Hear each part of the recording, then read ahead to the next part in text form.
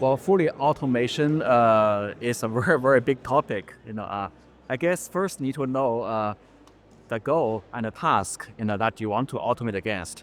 I'm not yet a believer that you can build a general agent which has autonomy on everything. At least the pathway to walk through is to start from a subset of tasks on subset of data modality. For example, say self-driving is a very good task.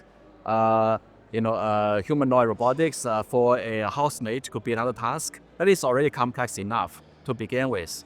So I would answer the more general question maybe after that steps are achieved. And by the way, I want to add that in there, machine learning definition has to be different from before. We came from the conventional definition of machine learning based on statistical learning, based on arithmetic learning, and so forth. But the current infrastructure and architecture for, say, deep learning, large language models, you cannot, precisely say it is machine learning driven by a explicit loss function, quantifiable in terms of its uncertainty and in terms of its bound. But it doesn't mean that it is an invalid approach or a less promising approach. I think there are a lot of unknown which needs machine learning itself to be redefined or expanded. Challenge transitioning from academia to an entrepreneur. So in academia, your end outcome is a piece of paper, and you report your scientific finding, and you get acknowledged, from publication.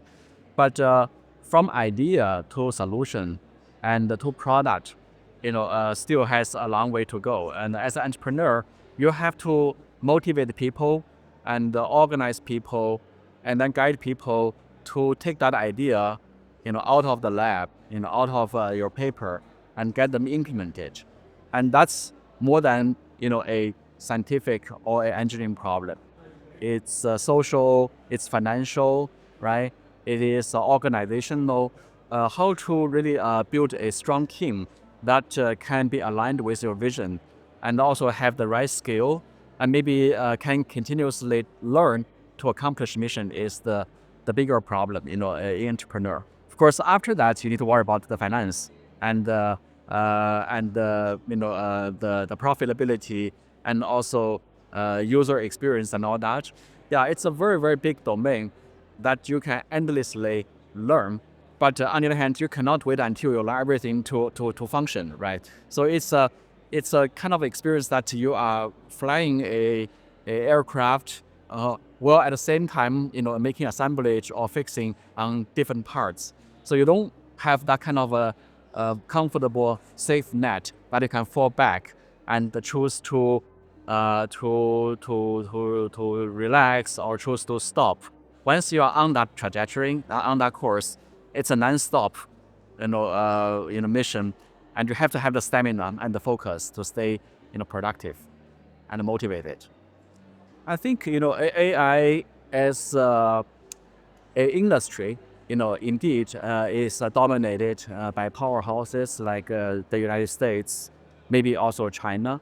But AI as a science, in my opinion, is still a open playground that anybody have the opportunity and also maybe the responsibility to be part of. For example, taking France as an example, France is doing very well, in AI. Yann LeCun and even Josh Banjo and quite a few of my colleagues were trained in France, and that kind of gives you a perspective of how to be a good AI researcher by, for example, doing very well on mathematics. And the different countries have different, opportunities and strengths. Like the country of in the Middle East, they have, for example, resource in the form of strong capital, but also they have unique needs from their citizens and from the economy.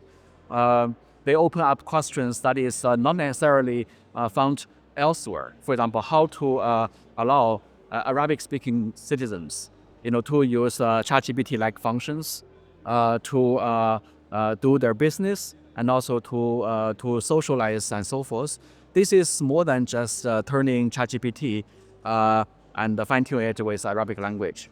You need to build a new model from scratch with different grammatic structures, with a different culture and linguistic implications. So that opens up new research opportunities, right?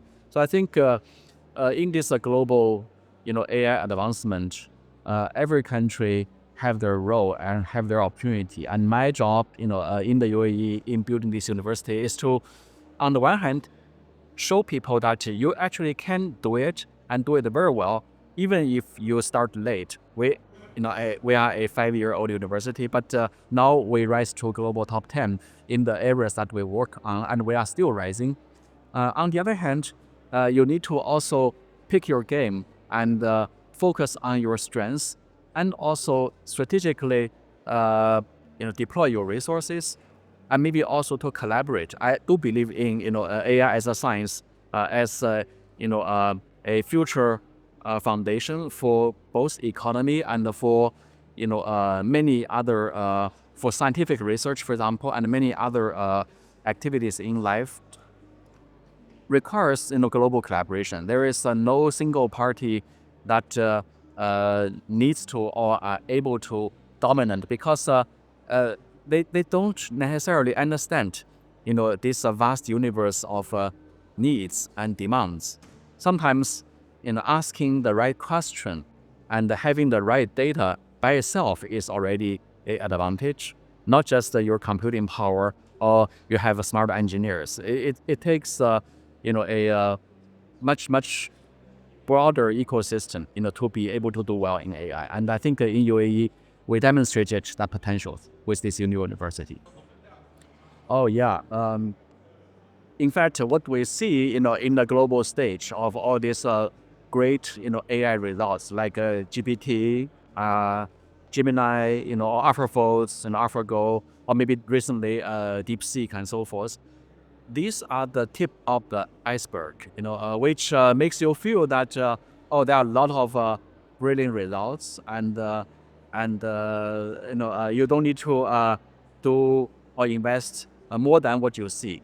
But the reality is that there is a big base, beneath that iceberg, under the water, which actually accounts for all this opportunity cost and the investment that went to failures and experimentations.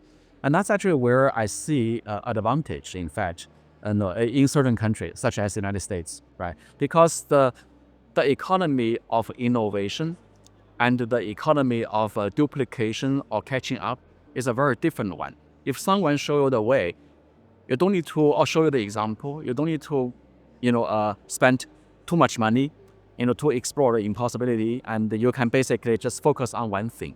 But if you are the front runner, you are the leader, and you don't know what's ahead of you, you have to spend a lot more money, to invent and to disrupt. And that's why things in the States may be more expensive than elsewhere, because someone need to carry the bill of those innovational costs, right? So this kind of advantage oftentimes is unappreciated by the general public. But I want to point out that it is very important.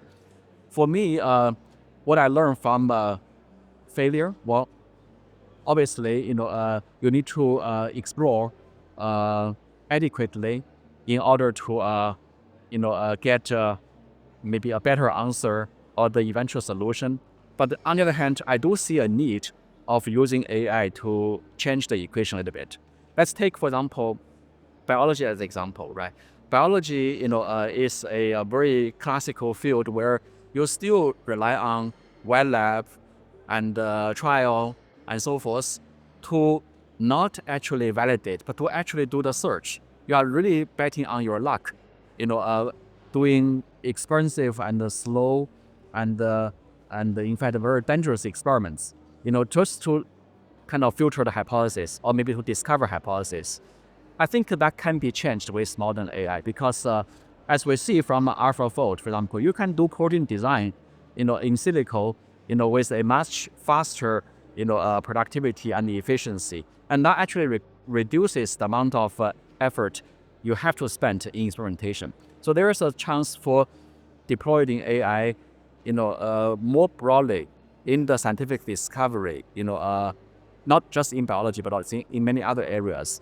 Yeah, you need to fail and you need to take risk, but you can manage that and hopefully using new technology like AI to reduce that to a minimum where you spend most of the time, do very, very efficient and cost-effective research. And then you inevitably use expensive approaches to do the validation and do the trial with only those hypotheses that are highly plausible. I think there is opportunity to rethink about the balance of exploration and exploitation, and making AI part of the toolboxes people use to do scientific research.